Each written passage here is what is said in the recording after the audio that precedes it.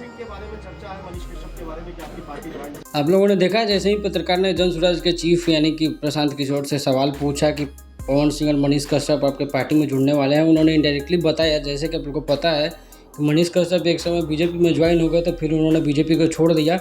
बहुत सारे कारण हैं जो पूरा बिहार जानता है। वैसे ही इन्होंने भी बोला है कि पार्टी बनती है, लोग आते हैं और जाते भी उसी तरह से हैं।